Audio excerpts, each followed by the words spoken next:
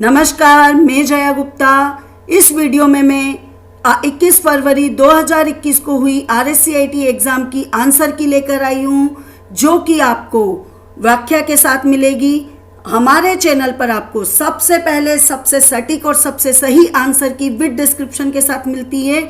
आप यदि VMOU के आंसर की के साथ हमारी आंसर की मैच करेंगे तो आपको सबसे सटीक आंसर मिलेंगे, वो भी डिस्क्रिप्शन के साथ कि उनके लॉजिक्स के साथ कि ये सही है तो क्यों है और गलत है तो क्यों है। आइए अब हम देखें 21 फरवरी 2021 को हुई RSCIT एग्ज़ाम की आंसर की। मैं आपको आंसर की बताऊं उसके पहले मैं आपसे निवेदन करूंगी कि अभी तक यदि आपने मेरे चैनल को सब्सक्राइब नहीं किया है तो कृपया मेरे चैनल को सब्सक्राइब कीजिए, साथ ही साथ बेल आइकन को हिट कीजिए ताकि मेरे नए वीडियोस के नोटिफिकेशन आपको तुरंत प्राप्त हो। आइए अब देखें 21 फरवरी 2021 को हुई RSCIT एग्ज़ाम की डिस्क्रिप्शन के साथ आंसर की। पहला प्रश्न है, निम्नलिखित सेवाओं में से कौन सी ई मित्रा वेब पोर्टल का उपयोग करके लाभ नहीं उठा सकती है। 4 ऑप्शंस जो दिए गए हैं वो है, पहला बिजली का बिल भुगतान करना, दूसरा पानी का बिल भुगतान करना, तीसरा बोनाफाइड प्रमाण पत्र के लिए आवेदन करना और चौथा मोबाइल के बीच फाइलें साझा करना। तो इसका सही उत्तर है डी, यानी हम ई मित्रा वेब पोर्टल के द्वारा मोबाइलों के बीच फाइलें साझा नहीं कर सकते हैं। बाकी के तीनों काम हम कर सकते हैं, बिजली का बिल भर सकते हैं, पानी का बिल जमा कर सकते हैं और बोनाफाइड सर्टिफिकेट के लिए अप्लाई कर सकते हैं। दूसरा क्वेश्चन है, डैश डैश डैश का उपयोग 2 या अधिक मोबाइलों के बीच फाइलों का स्थानांतरित करने के लिए यूज किया जाता है। इसके 4 ऑप्शंस जो दिए हैं, पहला है ब्लूटूथ, दूसरा है गूगल मैप्स, तीसरा है राजस्थान संपर्क और चौथा है गूगल ग्लास। तो इसका सही उत्तर है ब्लूटूथ। ब्लूटूथ एक ऐसी सुविधा होती है जिसके द्वारा हम एक मोबाइल से दूसरे मोबाइल में फाइल या डेटा ट्रांसफर कर सकते हैं, जबकि गूगल मैप्स गूगल द्वारा दी गई एक ऐसी सुविधा है जिससे हम कोई भी प्लेस या लोकेशन को आइडेंटिफाई करते हैं। राजस्थान संपर्क राजस्थान सरकार द्वारा दी गई एक ऐसा पोर्टल है जिसके द्वारा हम राजकीय समस्याओं की शिकायतें करवा सकते हैं। और गूगल ग्लास गूगल द्वारा दी गई एक ऐसी सुविधा है जिसके द्वारा हम वर्चुअल रियलिटी का कंसेप्ट का यूज़ करते हुए किसी भी इमेज को रियल मोड में देख सकते हैं। तीसरा प्रश्न है, कॉम्बिनेशन कीज़ हैं। 4 ऑप्शन है, पहला एंटर, डिलीट और बैक स्पेस, दूसरा है अल्टर, कंट्रोल, शिफ्ट, तीसरा है स्पेस बार, एंटर और विंडोज कुंजी, चौथा है F1, F10 और F12 की। तो कॉम्बिनेशन कीज़ वो कीज़ कहलाती है जो सेपरेटली वर्क नहीं करती, जिनको किसी कीज़ के साथ प्रेस किया जाता है तभी वो वर्क करती है। और ऐसी 3 कीज़ का कॉम्बिनेशन है जो कि बी में दिया हुआ है, अल्टर, कंट्रोल और शिफ्ट। इनको हम सेपरेटली यूज़ करें तो इनसे कुछ भी नहीं होता है, इन्हें किसी और कीज़ के साथ यूज़ करना पड़ता है। तो सही उत्तर है बी। इसके बाद चौथा क्वेश्चन है, MS वर्ड 2010 में जूम स्लाइडर का क्या उपयोग है। 4 ऑप्शंस जो दिए हैं, पहला है व्यूइंग क्षेत्र को बड़ा या घटाकर देखने के लिए, दूसरा है चयनित पार्ट को बोल्ड करने के लिए, तीसरा है चयनित पार्ट को हटाने के लिए और चौथा है एक पैराग्राफ में नया पार्ट सम्मिलित करने के लिए।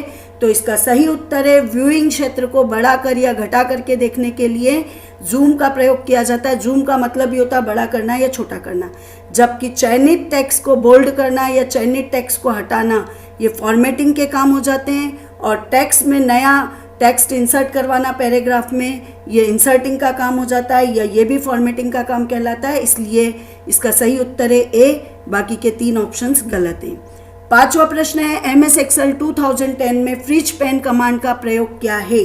इसके 4 ऑप्शंस जो दिए हैं वो है, पहला किसी वर्कशीट में एक क्षेत्र से फॉर्मेटिंग की कॉपी करने के लिए और इसे दूसरे क्षेत्र में लागू करने के लिए, दूसरा है रो और कॉलम शीर्षक को स्थिर रखने के लिए ताकि वर्कशीट को स्क्रॉल करते समय वो स्क्रॉल नहीं हो, तीसरा है सूत्र बनाने के लिए और चौथा है चार्ट बनाने के लिए। तो इसका सही उत्तर है बी का मतलब है कि रो और कॉलम के शीर्षक को हमको स्थिर रखना है। बड़ी सारी हमारी वर्कशीट है जिसमें बहुत सारा डेटा है और हम हेडिंग देखते हुए और काम करना चाहते हैं, तो हेडिंग हमारा फ्रीज हो जाता है। हॉरिजॉन्टल और वर्टिकल दोनों तरह से हम फ्रीज कर सकते हैं और बाकी की स्लाइड की सारी रोज को और कॉलम को यानी सारी सेल्स को हम मूव करवा सकते हैं, स्क्रॉल करवा सकते हैं। तो इसका उत्तर है बी कि हेडिंग्स आपके स्क्रॉल नहीं होंगे, वो फ्रीज हो जाएंगे और बाकी की रोज और कॉलम्स आपके मूव करेंगे। 6ठा प्रश्न है, मान लीजिए MS Excel में सेल B1, B2, B3 में कुछ न्यूमेरिकल वैल्यूज है। इन सेलों में मौजूद वैल्यूज की न्यूनतम वैल्यू ज्ञात करने का सही फार्मूला क्या है। जो 4 ऑप्शन दिए हैं, पहला है मिन फंक्शन लगाएंगे जिसके अंदर ब्रैकेट में b1 वैल्यू लेंगे, फिर से मिन फंक्शन लगाएंगे और b2 और b3 के बीच में। दूसरा है मिन फंक्शन लगाकर b1 और फिर मैक्स फंक्शन के द्वारा b2 और b3 के बीच में मैक्स फंक्शन लगाया गया है। तीसरे में मैक्स फंक्शन लगाया गया है b1 के साथ और b2 और b3 के साथ मिन फंक्शन लगाया गया है और उनके आधार पर मैक्स वैल्यू ज्ञात की गई है। और चौथे में मैक्स b1 फिर मैक्स b2 और b3। तो हमें यहाँ मिनिमम वैल्यू ज्ञात करनी है, तो इसलिए इसका सही उत्तर है ए, जिसमें हम पहले b2 और b3 की मिनिमम वैल्यू ज्ञात कर रहे हैं और फिर जो रिजल्ट आएगा उसके साथ b1 के साथ मिनिमम वैल्यू ज्ञात करेंगे।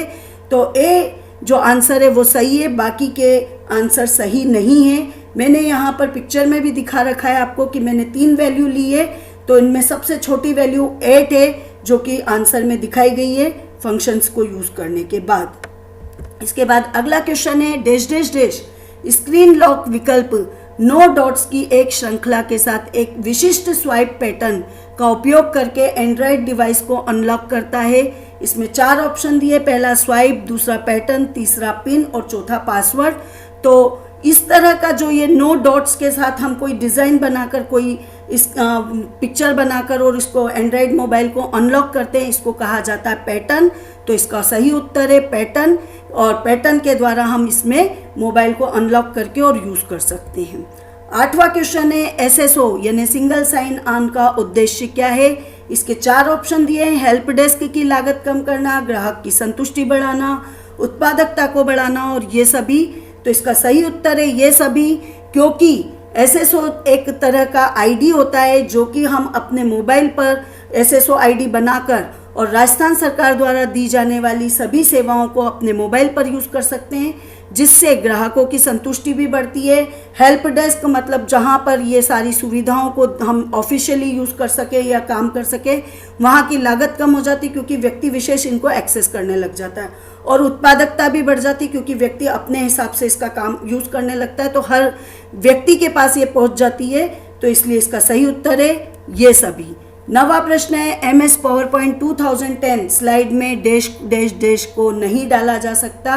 इसके 4 ऑप्शन है, पहला गणितीय समीकरण, दूसरा वीडियो फाइल, तीसरा ऑडियो फाइल और चौथा मॉडेम। तो मैं आपको यहाँ पे बता दूँ कि मैथमेटिकल इक्वेशंस, वीडियो फाइल और ऑडियो फाइल ये सब डेटाज हैं और इन सबको हम पावरपॉइंट में डाल सकते हैं, जबकि मॉडेम एक डिवाइस है जो कि इंटरनेट की सुविधा को एक्सेस करने के लिए यूज़ किया जाता है, जिसे कि हम पावरपॉइंट में नहीं डाल सकते हैं। तो इसका उत्तर है सही मॉडेम। 10वां प्रश्न डैश डैश डैश में आमतौर पर ईमेल द्वारा उपयोगकर्ता को एक लिंक पर क्लिक करने और उनके व्यक्तिगत डेटा दर्ज करने के लिए कहा जाता है। इसके लिए जो 4 ऑप्शन दिए हैं वो है DoS attack, phishing attack, firewall और SSL। तो इसका सही उत्तर है फिशिंग अटैक। फिशिंग अटैक में ईमेल द्वारा एक यूज़र को लिंक दिया जाता है उसके मेल पे और उससे कहा जाता है इसमें आप व्यक्तिगत जानकारी आपकी फिल कीजिए, और यदि वो ऐसा करता है तो इससे उनके अकाउंट्स वगैरह को हैक कर लिया जाता है और इसको कहा जाता है फिशिंग अटैक। तो इसलिए इसका सही उत्तर है फिशिंग अटैक। 11वां प्रश्न है इंडियन IT एक्ट 2000 में कानूनों को किस क्षेत्र के लिए तैयार किया गया है। इसके 4 उत्तर है income tax, industrial technology, information technology और इनसाइडर ट्रेनिंग। तो इसका सही उत्तर है C information technology. Indian IT act यानी इंडियन इंफॉर्मेशन टेक्नोलॉजी एक्ट 2000 ये इसका सही उत्तर है। तो सही उत्तर सी रहेगा। 12वां प्रश्न है डैश एप्लीकेशन सॉफ्टवेयर का उदाहरण नहीं है। VLC मीडिया प्लेयर पहला उत्तर, दूसरा गूगल क्रोम, तीसरा MS वर्ड 2010 और चौथा फ्लैश मेमोरी। तो आपकी जानकारी के लिए बता दूं कि यहाँ पर इसका सही उत्तर है डी फ्लैश मेमोरी, जो कि एक डिवाइस है, जबकि VLC media player, Google Chrome और वर्ड ये सारे एप्लीकेशन यानी सॉफ्टवेयर हैं, ये सब जिनके सहायता से हम कंप्यूटर पर कार्य करते हैं, प्रोग्राम्स हैं, जबकि फ्लैश मेमोरी एक डिवाइस है जिसमें हम डेटा स्टोर करते हैं, जिसकी पिक्चर मैंने यहाँ आपको सामने दिखा भी रखी है। 13वां प्रश्न है CD या DVD पर डेटा लिखने की प्रक्रिया को आमतौर पर कहा जाता है। 4 उत्तर दिए हैं फायरिंग, बर्निंग, स्मोकिंग और वाटरिंग। तो इसका सही उत्तर है बर्निंग। यह प्रोसेस नीरो बर्न के नाम से एक सॉफ्टवेयर है जिसके द्वारा हम सीडी राइटिंग का काम करते हैं, और नीरो बर्न सॉफ्टवेयर का नाम है, इसीलिए इस प्रोसेस का नाम है बर्निंग प्रोसेस। तो इसका सही उत्तर है बर्निंग। 14वां क्वेश्चन है एसएमटीपी का फुल फॉर्म क्या है। 4 ऑप्शंस जो दिए हैं उसमें पहला है सिंपल मेल ट्रांसफर प्रोटोकॉल, दूसरा है सिमिलर मेल ट्रांसफर प्रोटोकॉल, तीसरा है सेम मनी ट्रांसफर प्रोटोकॉल, चौथा है सिंपल मनी ट्रांसफर प्रोसीजर। तो आपको मैं बता दूं कि एसएमटीपी जो प्रोटोकॉल है वो मेलिंग के लिए यूज़ किया जाता है। जब हम ईमेल भेजते हैं तो ये प्रोटोकॉल यूज़ किया जाता है, और इसका सही उत्तर है a simple mail transfer protocol. जब एक डिवाइस से दूसरे डिवाइस पर मेल भेजी जाती है इंटरनेट की सहायता से, तो ये प्रोटोकॉल यूज़ किया जाता है। तो इसका सही उत्तर है ए। 15वां प्रश्न है दस्तावेज मुद्रित होने से पहले यह देखने के लिए कि दस्तावेज कैसा दिखाई देता है किस कमांड का यूज़ किया जाता है। यहाँ पर मैं थोड़ा सा दस्तावेज मुद्रित होने का मतलब होता है डॉक्यूमेंट प्रिंट करना, इंग्लिश में हम थोड़ा सा इसको बोलेंगे ताकि आप जल्दी समझ सकें। इसके 4 ऑप्शन है file preview, pre print, print preview और स्टैंडर्ड प्रीव्यू। सही उत्तर है प्रिंट प्रीव्यू। प्रिंट प्रीव्यू वो कमांड होता है जिसके द्वारा हम डॉक्यूमेंट को प्रिंट करने से पहले देखते हैं कि डॉक्यूमेंट कैसा दिखाई देगा प्रिंटिंग के दौरान। बाकी फाइल प्रीव्यू, प्री प्रिंट और स्टैंडर्ड प्रीव्यू इस टाइप के कोई ऑप्शंस नहीं होते हैं। 16वां प्रश्न है डैश डैश डैश मूल और असंबद्ध प्रलेखन के प्रमाण प्रदान करने के लिए इंक्रिप्शन टेक्निक का यूज करता है। इसमें 4 ऑप्शन दिए हैं डिजिटल सिग्नेचर, फायरवॉल, मालवेयर और ट्रोजन हॉर्स। तो इसका सही उत्तर है ए डिजिटल सिग्नेचर। डिजिटल सिग्नेचर हम जो भी डेटा भेजेंगे या जो भी डॉक्यूमेंटेशन भेजेंगे उसकी ऑथेंटिसिटी के लिए हमारे जो सिग्नेचर करके भेजे जाते हैं वो डिजिटल सिग्नेचर के रूप में स्टोर्ड होते हैं और वो भेजे जाते हैं। फायरवॉल एक एंटीवायरस सॉफ्टवेयर है, जबकि मालवेयर और ट्रोजन हॉर्स वायरस हैं जो कि हमारे सिस्टम को नुकसान पहुंचाते हैं।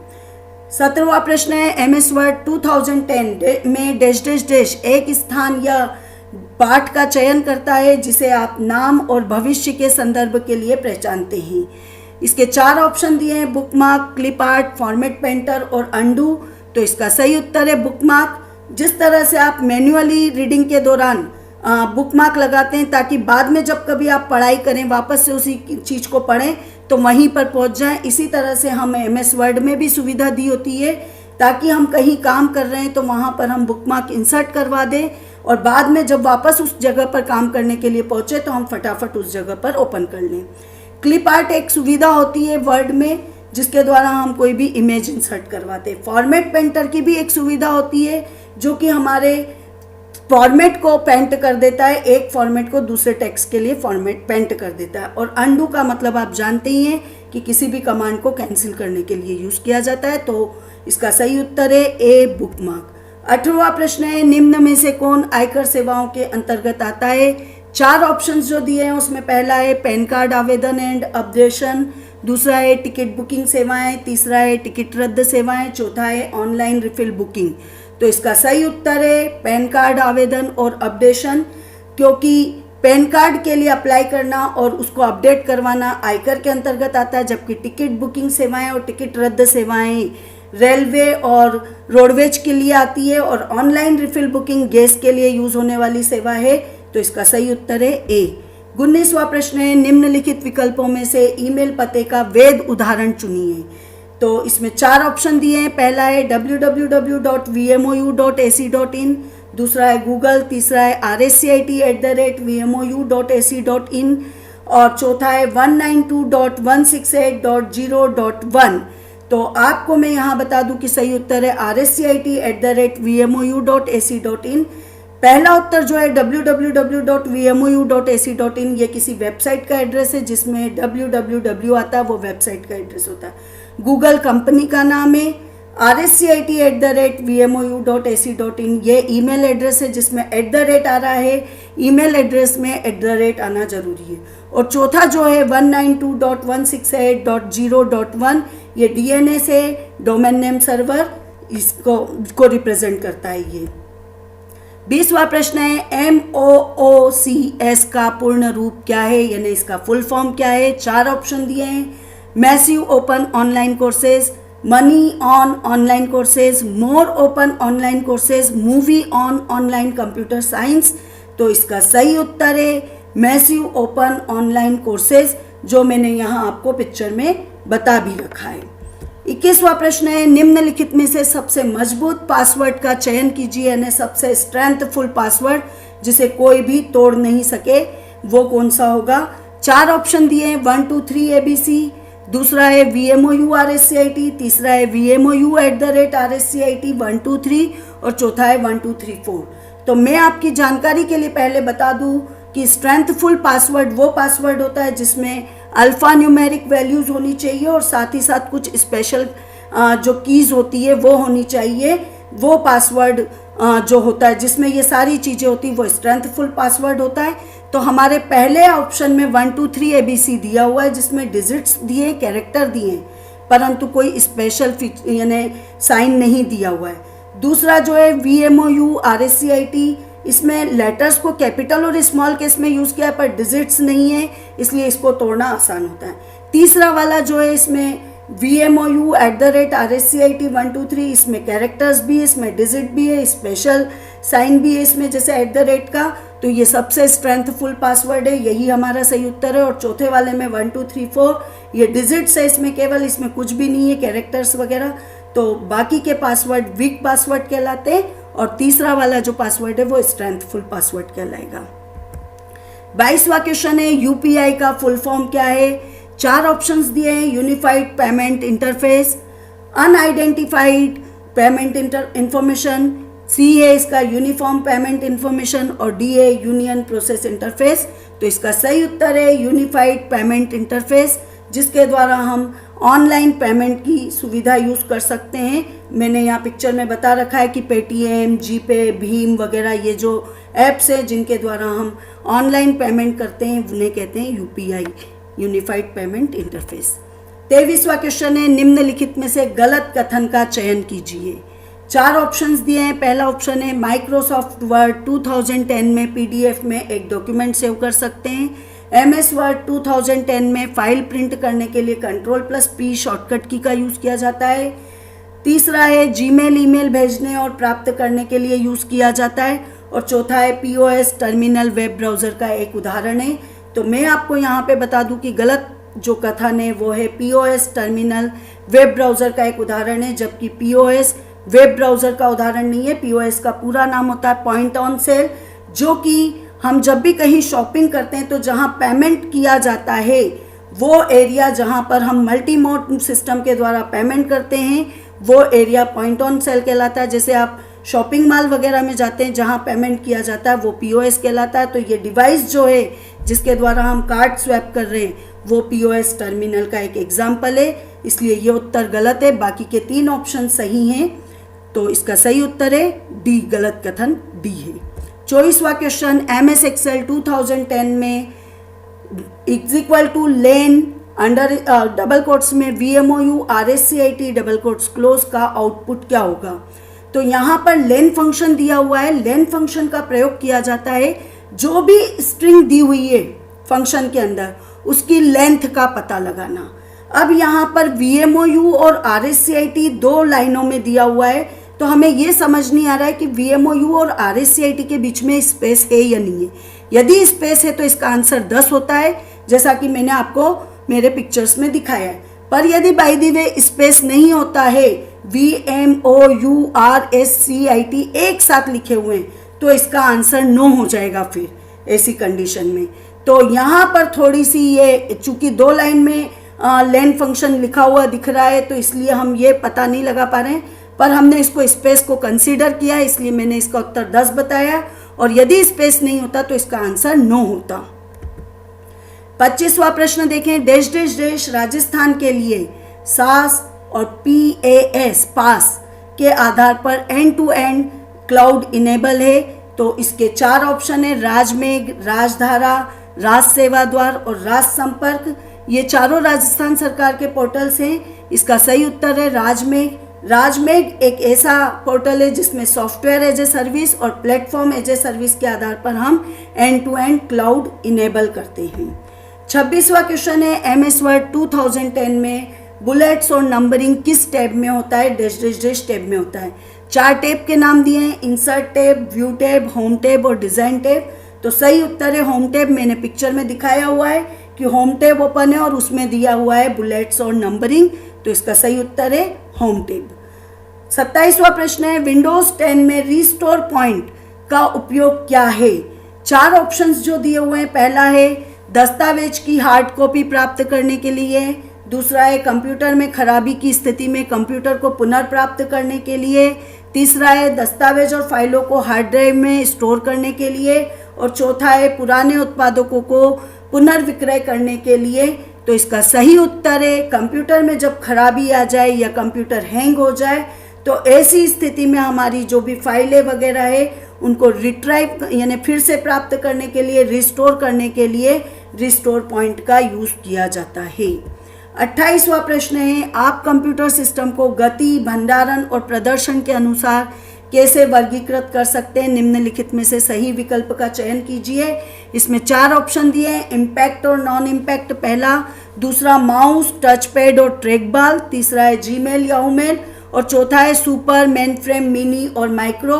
तो इसका सही आंसर है डी, जिसमें 4 कंप्यूटर के प्रकार बताए गए हैं, सुपर, मेनफ्रेम, मिनी, माइक्रो, जिसमें हम स्पीड, स्टोरेज कैपेसिटी और उनके डिस्प्ले के आधार पर कंप्यूटर को वर्गीफाइड करते हैं, क्लासिफाइड करते हैं, जबकि जीमेल और Yahoo mail mail facilities provide करने वाले सॉफ्टवेयर हैं, एप्लीकेशंस हैं, माउस, टच पैड और ट्रैक बॉल इनपुट डिवाइसेस हैं, इम्पैक्ट और नॉन इम्पैक्ट प्रिंटर के प्रकार हैं, इसलिए इसका सही उत्तर डी है।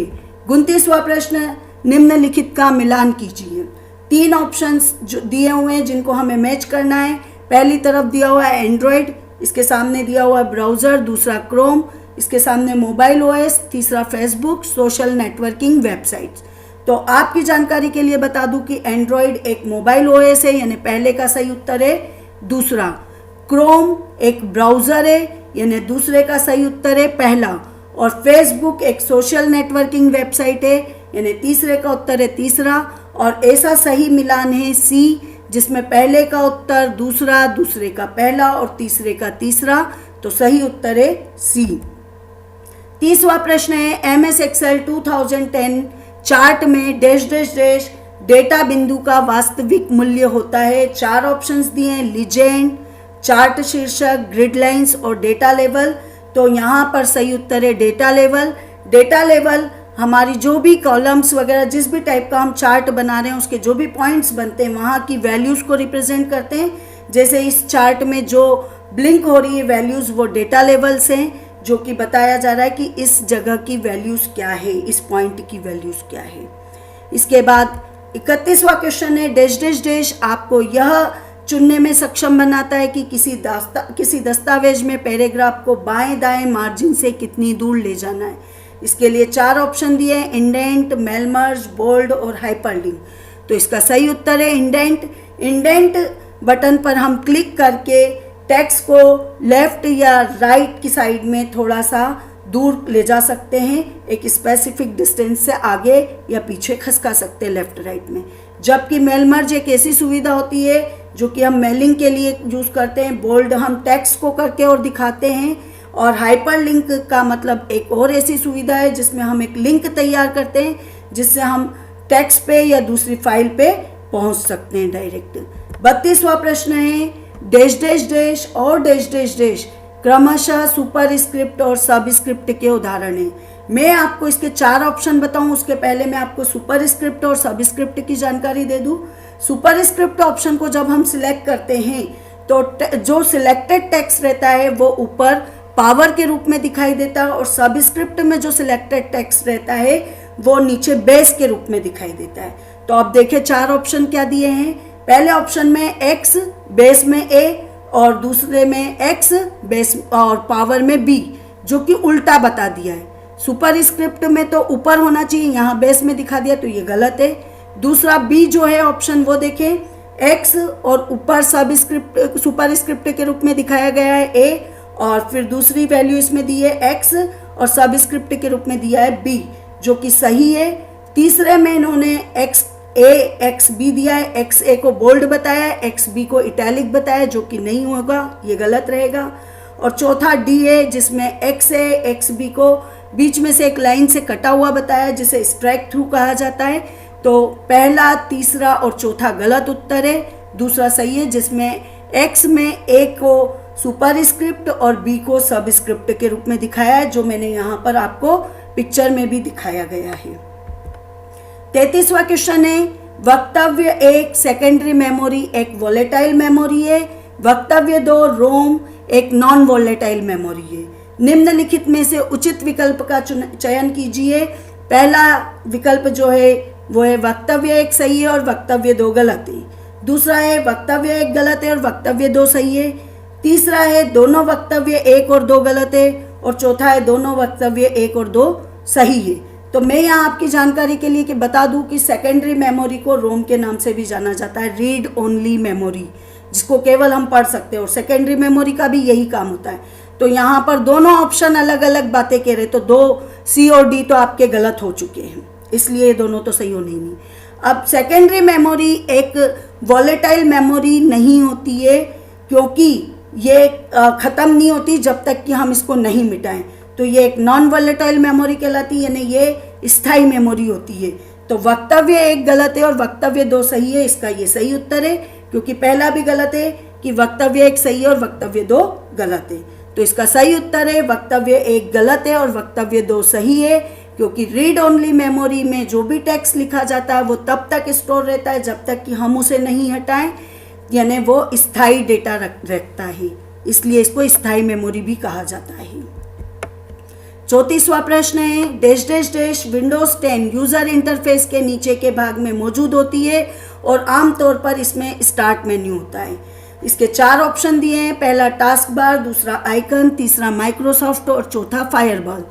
तो विंडोज 10 के इंटरफेस में जो चीज़ें हमें दिखाई देती है वो होती है, एक तो टास्क बार जिसमें स्टार्ट मेन्यू भी होता है, तो इसका सही उत्तर है टास्क बार। आइकन भी होते हैं विंडोज 10 यूजर इंटरफेस में, पर आइकन ऊपर की तरफ होते हैं और ये टास्क बार पर भी होते हैं आइकन और ऊपर होते हैं। माइक्रोसॉफ्ट कंपनी का नाम है। फायरवॉल एक एंटीवायरस सुविधा है जो कि वायरसेस को रोकती है हमारे कंप्यूटर पे, तो इसका सही उत्तर है टास्क बार, जो कि कंप्यूटर में सबसे नीचे होती है, पिक्चर में दिखाया भी जा रहा है, जिसमें कई सारे आइकन्स होते हैं जिन पे क्लिक करके हम उसे ओपन कर सकते हैं, या जो ओपन प्रोग्राम है उनकी लिस्ट हम देख सकते हैं।